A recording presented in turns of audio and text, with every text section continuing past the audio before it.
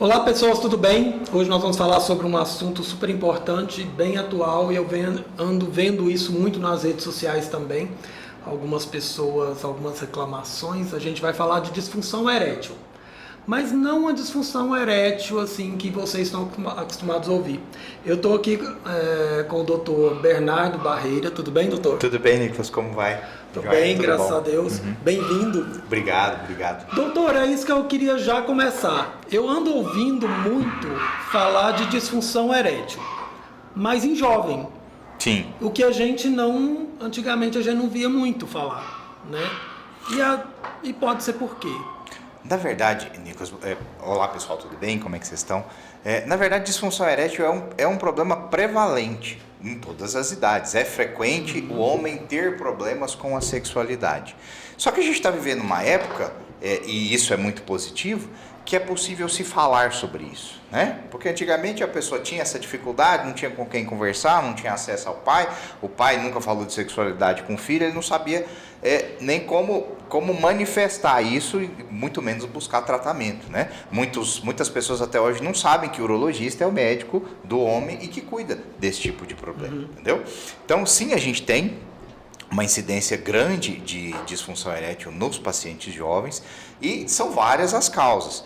Dentre elas, e a gente não pode deixar de destacar aqui, as causas emocionais, entendeu?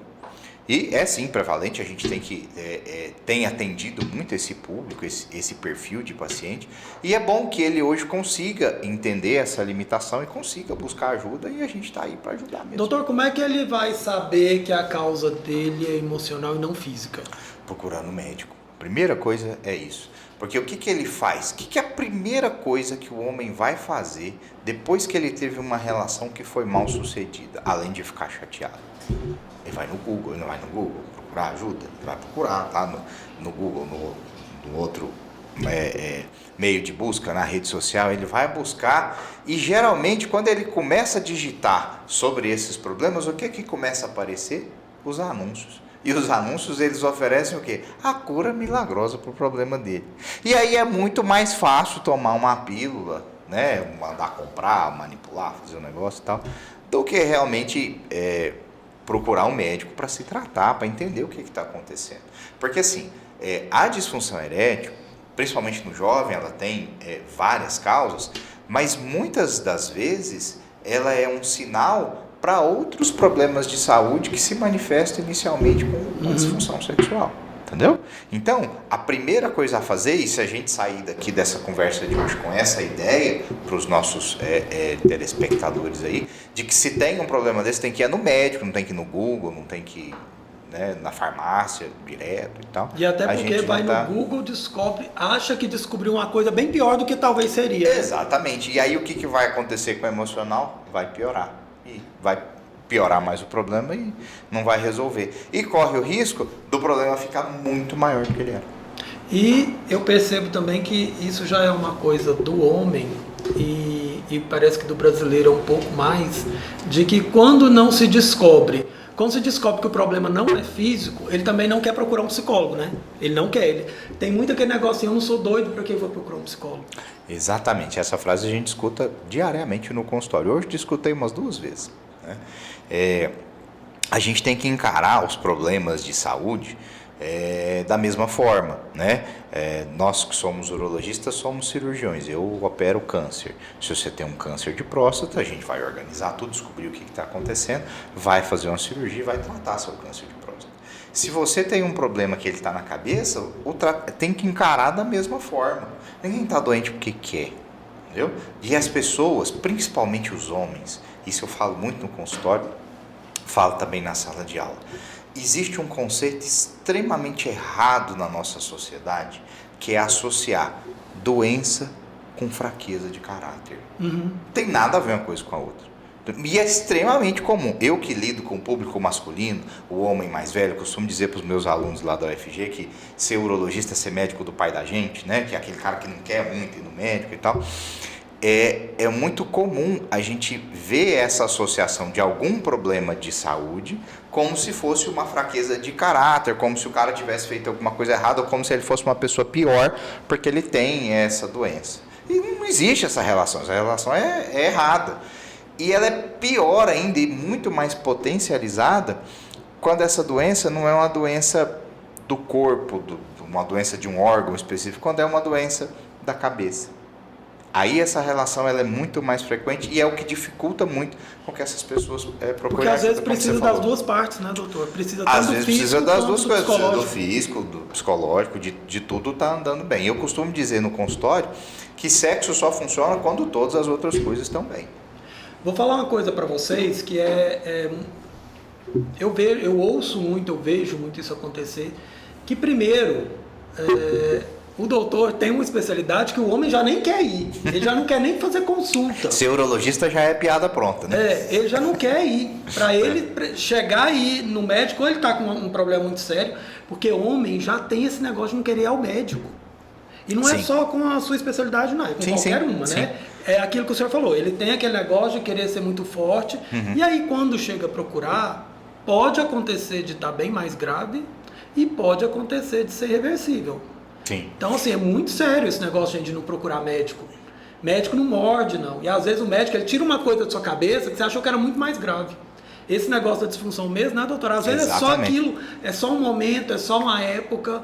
Às vezes no exame percebe que foi só aquela vez. Exatamente. Nicolas, isso que você falou é extremamente importante. Eu sempre costumo traçar um paralelo do homem com a mulher em relação à relação com o médico.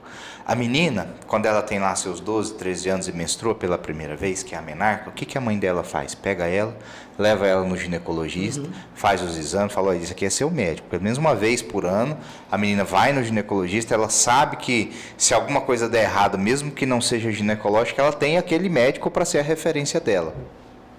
O menino, depois que para de ir no pediatra, se não der nada errado, vai no médico. Não tem um médico. Qual que é o... Vai para um jovem de 22 anos que está na faculdade, pergunta qual que é seu médico, ele nem sabe. Ele nem sabe que o urologista é o médico do homem, ele nem sabe que ele tem que fazer exame todo ano, ele nem sabe que ele tem que fazer exames preventivos, não sabe. Porque culturalmente a gente não tem esse costume do homem ir ao médico. Doutor, e a partir de que idade que a gente precisa se preocupar mais e falar assim, a partir de hoje eu vou fazer exame todo ano? Ou é sempre? É sempre, né? A gente não tem uma idade para ir no médico. É sempre bom que, mesmo a gente jovem, mesmo a gente adolescente, no final da adolescência, começo da vida adulta, que você... Eu costumo dizer que você precisa ter um urologista para você chamar de seu. Que você vai uma vez por ano, que você vai discutir sexualidade com ele, que se você está preparando para casar, quer fazer alguns exames, a gente resolve isso. E tem uma referência, porque como a gente acaba sendo muitas vezes o único médico que o homem vai, é papel do urologista fazer diagnóstico de uma série de problemas de saúde que nem necessariamente é da nossa área. Entendeu? Então, não tem essa data, a partir de tal idade tem que ir. Mas existe algumas, a partir de uma certa idade, tem uma importância maior, porque aí começam a aparecer as doenças que são mais sérias do sexo masculino. Dentre eles, o câncer de próstata, o crescimento benigno da próstata. Então, essa mensagem, a gente aproveita o canal para mostrar, todo homem, a partir de 50 anos de idade, pelo menos uma vez por ano, precisa ver o urologista. E se ele tem algum fator de risco para câncer de próstata, se na família alguém teve, se ele é de raça negra, se ele é um paciente obeso, a partir dos 45 anos de idade. Mas é só a partir daí que tem que ir? Não, é sempre bom que depois dos 40 ele vá pelo menos uma vez para a gente fazer uma dosagem de PSA e saber qual que é o PSA basal desse paciente, saber se ele está fazendo atividade física, saber qual que é a frequência de atividade física desse paciente na semana, saber se ele está ganhando peso, se alguma coisa está acontecendo na vida dele que ele não está conseguindo cuidar da saúde, começou a ganhar peso e porque está num momento de vida que está trabalhando demais, não se atentou para isso, precisa parar. É muito engraçado, Nicolas, que o homem não deixa passar nem um dia a data da revisão do carro zero que ele comprou. Não deixa vencer o óleo do carro, mas não vai no médico de rotina. Cabeça, né? E sabe de cabeça. Não precisa nem da bolsa da concessionária ligar, ele mesmo já liga e já agenda, né? Mas não vai cuidar da própria saúde. E às vezes ainda tem pessoas que eu já vejo isso, eu tenho alguns conhecidos assim, que se a esposa cobra, já acha que está acontecendo alguma coisa errada, né? Exatamente. Então ainda tem, parece que o homem está sempre se defendendo de alguma coisa. Mas eu acho que nós estamos vivendo uma época, Nicolas, que é muito, com esse acesso muito maior que a gente está tendo a informação, a gente está vivendo uma época muito boa, assim, a gente já percebe o paciente vindo espontaneamente, ele procura a gente pela rede social, pelo próprio Google, ele já chega sozinho. Mas não é incomum que chega, é o protótipo do paciente, que ele chega e você cumprimenta aí, ele fala bom dia, ele já fala bom dia por quê? Senta, fica moadinho no canto, a esposa senta e começa a conversar. Aí eu me dirijo a ele, por que o senhor está aqui? O que eu vou ajudar o senhor? Eu não sei porque que eu estou aqui, eu estou porque a minha esposa me trouxe. Aí cruza o braço e não fala nada. Aí vai umas 2 ou 3 consultas para que ele entenda ou para que a gente consiga, para que ele dê abertura, para a gente começar a entrar nos problemas dele e consiga ajudar. E quando ele vê que só tem benefício ir no médico, e aí vira paciente e as coisas vão seguindo. Doutora, voltando ao nosso assunto da disfunção erétil, ela é causada por N fatores. Sim. Né? E um deles igual psicológico, que a gente já falou, mas Sim. fora o psicológico, o que é que mais pode causar? Isso independente da idade. Tá, independente da idade, a gente tem as causas orgânicas também para disfunção erétil, né? A gente tem as causas hormonais, tem pacientes que têm distúrbios hormonais que tem outras consequências, dentre elas as disfunções eréteis. A gente tem casos de doenças como diabetes, que às vezes ele é um diabetes que acomete a pessoa muito jovem e não faz diagnóstico, e você vai demorar para fazer diagnóstico, e isso atrapalha a função sexual dela. E uma coisa que também, já que a gente falou da questão hormonal, o abuso de hormônios e esteroides anabolizantes, ele também leva à disfunção erétil, né? Então o paciente às vezes, muito pelas modas da academia, né, é levado a tomar testosterona de qualquer forma, sem acompanhamento e tal.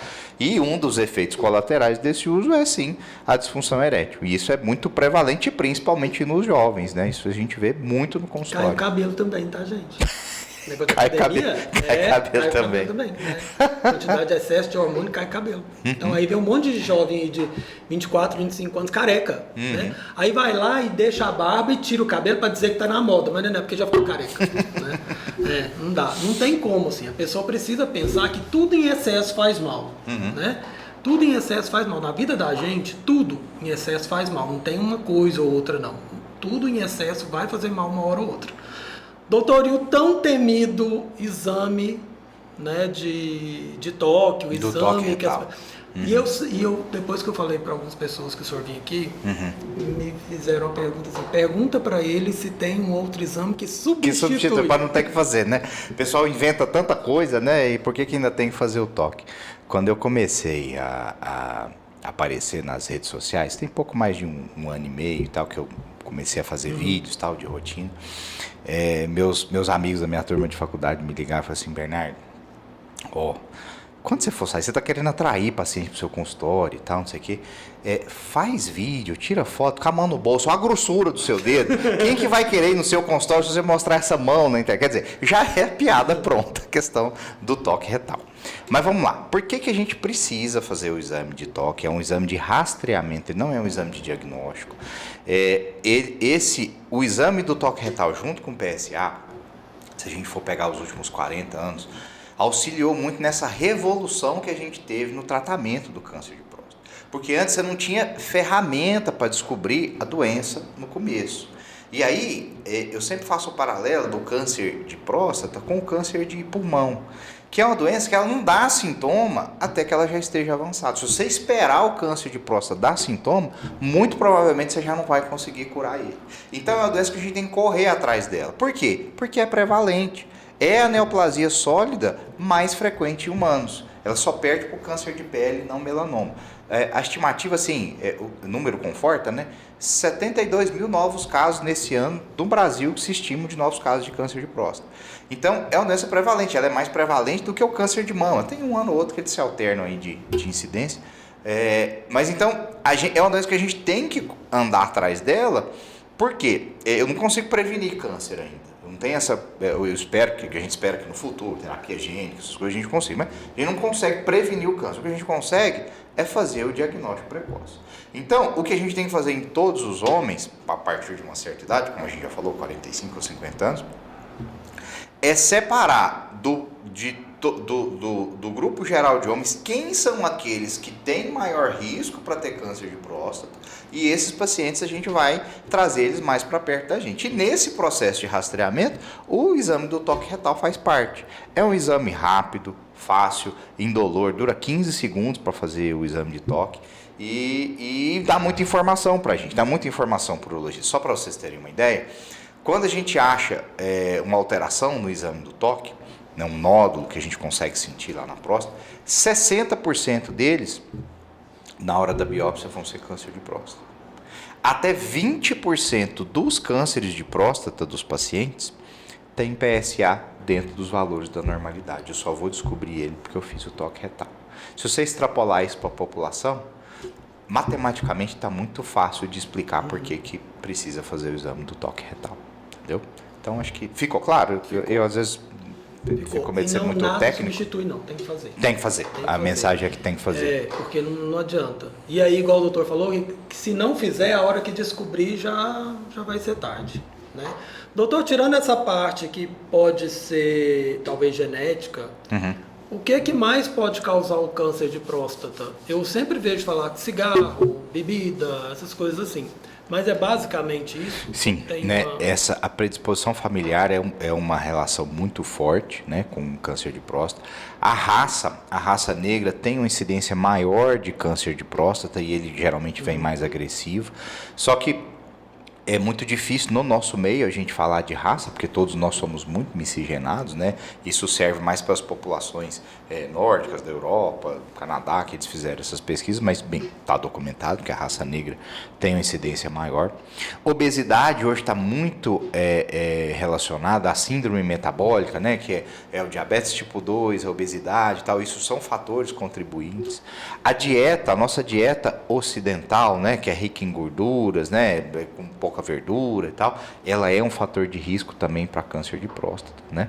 Então, são todos aí fatores que contribuem para a gente a má alimentação é para um monte de coisa, gente. Ela um monte de coisa. Não é só uma série de coisas, né? Direito, pressão alta, hipercolesterolemia, né? Diabetes e tal. E fica enchendo a cara de suplemento alimentar, só mata a fome, viu?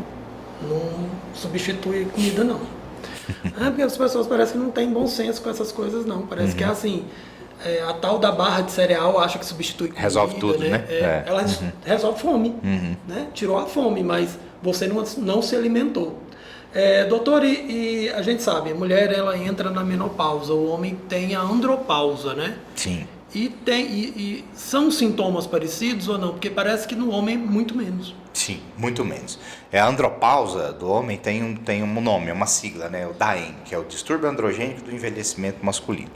Ele é uma situação frequente, mas ele se apresenta de forma diferente da menopausa da mulher. A menopausa ela vai acontecer ali após os 40, 50 anos de idade. A andropausa, normalmente, nos homens que vão, não são todos que vão ter, diferentemente das mulheres, que todas vão para o climatério, os homens que vão apresentar, geralmente costumam apresentar numa idade um pouco maior que a das mulheres, por volta dos 60, 65 anos.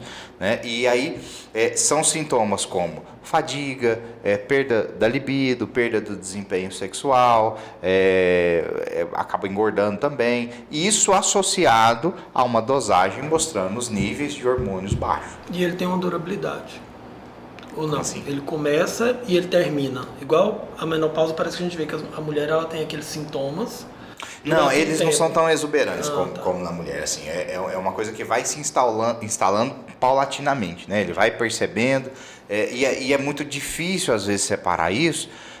Porque na hora que você vai pegar a lista dos sintomas, que é fadiga, estresse, irritabilidade, disfunção erétil e tal, nessa vida louca que a gente vive, se a gente pegar qualquer um aí, se a gente pegar qualquer um de nós e for pra gente, a gente começa a marcar todas as caixinhas lá, né? Mas assim, essas síndromes são esses sintomas, e aí talvez uma das coisas que chama mais atenção é a perda da função sexual, associados a uma dosagem comprovando que os hormônios estão baixos. Aí sim, nesse paciente, a gente vai excluir todos os fatores de risco e as contraindicações.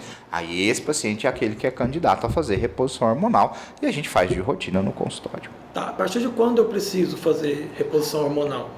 Essa é que é a vantagem do homem passar a ter a rotina de procurar o médico, né? Nesse check-up que a gente faz anual no homem que vai procurar a gente sempre dosa a testosterona, tem uma noção. A partir dos 40 anos, quando a gente começa a dosar o PSA, a gente dosa também testosterona para ir tendo uma ideia do que está acontecendo. Mas muitas vezes, e aí isso aqui também é uma parte boa dessa dinâmica do acesso à informação. Os pacientes chegam hoje com essa queixa, suspeitando, piorou, tá ruim e tal. E é até interessante quando ele vem, porque muitas vezes não tem nada a ver com o equilíbrio hormonal. O cara tá fazendo uma crise de depressão.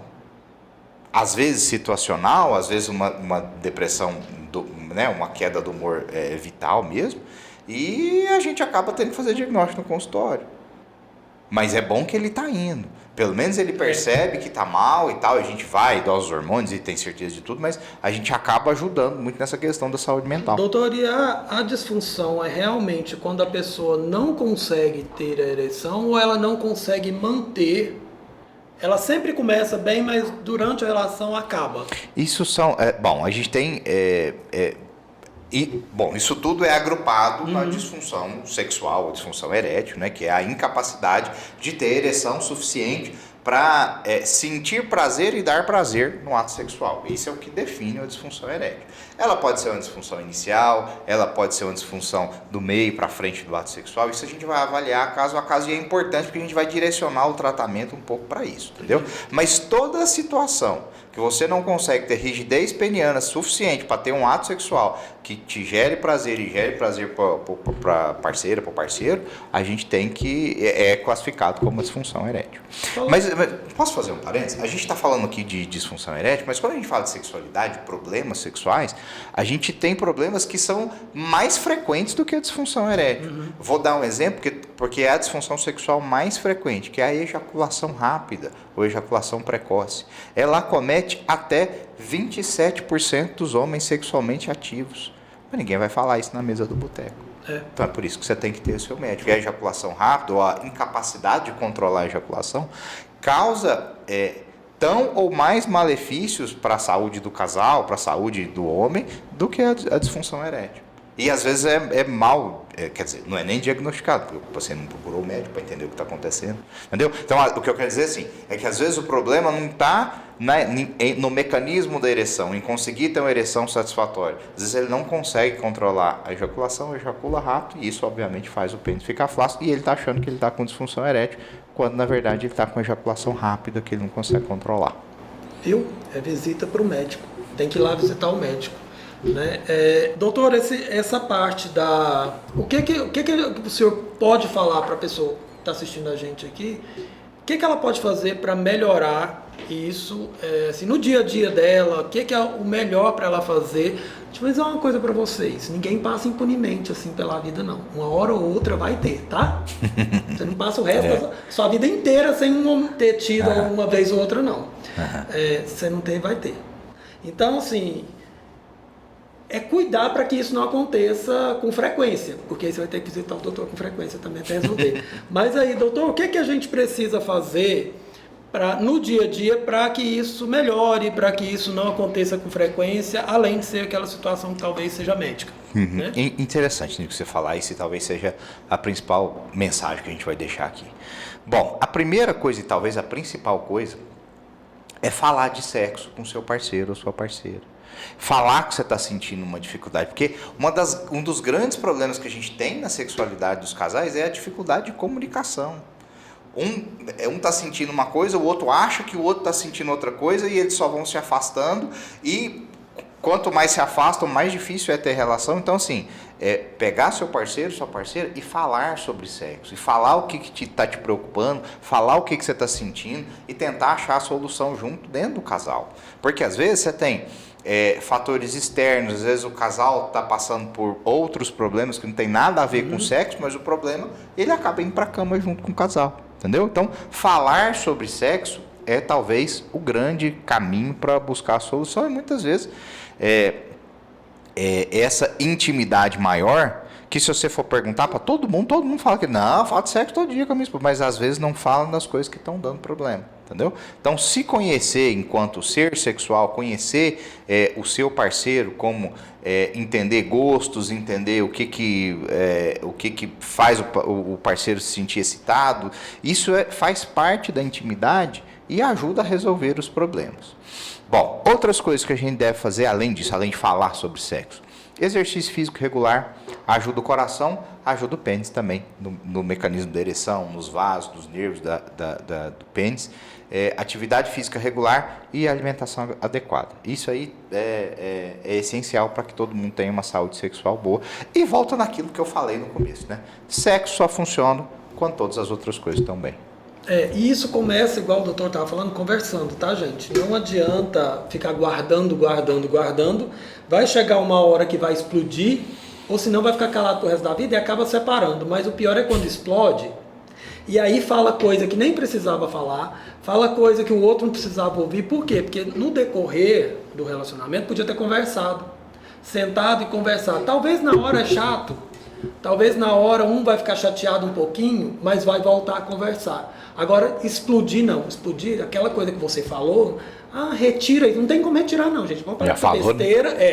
Para que essa besteira, retira o que você falou. Não tem como retirar não, viu? Falou e aquilo vai ficar na sua cabeça. Então, assim, converse, né? E se sentir alguma coisa, procure o doutor, tá? As redes sociais dele aparecendo aqui. Vocês vão ver que é só uma visita de rotina. Começa a fazer uma visita de rotina para o seu médico, coloca na sua agenda, faz uma primeira e pergunta assim, de quanto em quanto tempo tem que vir aqui, doutor? Aí o doutor vai falar, porque o que a gente mais gosta de ouvir, por exemplo, fala, nossa, tá sumido, é claro, eu não tô tendo nada, né? Mas assim, mas antes disso, tem uma rotina para seguir. E isso é independente, igual o doutor falou, independente de qualquer idade, né? Precisa ir ao médico sim, em qualquer especialidade. Médico é para ser visitado, não é para ter medo não, é para conversar com ele. E muitas vezes os pais levem os filhos ao médico. A mãe faz isso, igual a gente estava conversando, né, doutor? Levem no seu, se você tiver. Se não tiver, vá os dois. Faz uma consulta lá. Sim. Né? Doutor, muito obrigado. Muito obrigado pela oportunidade. Foi muito bom estar aqui. Muito boa essa conversa que a gente teve aqui. Mesmo. Precisando, querendo falar alguma coisa, alguma novidade, manda aqui pra gente que a gente traz o senhor de volta aqui. Perfeito. Muito obrigado pelo espaço. A gente precisa insistir, né, doutor? Precisa estar pedindo para as pessoas visitarem o médico. Muito obrigado, então, assim, Nico. Gente, foi muito bom ter o doutor aqui. Dúvida, pode mandar. Vai estar passando, igual eu falei para vocês aqui, as redes sociais do doutor. E espero vocês no próximo programa.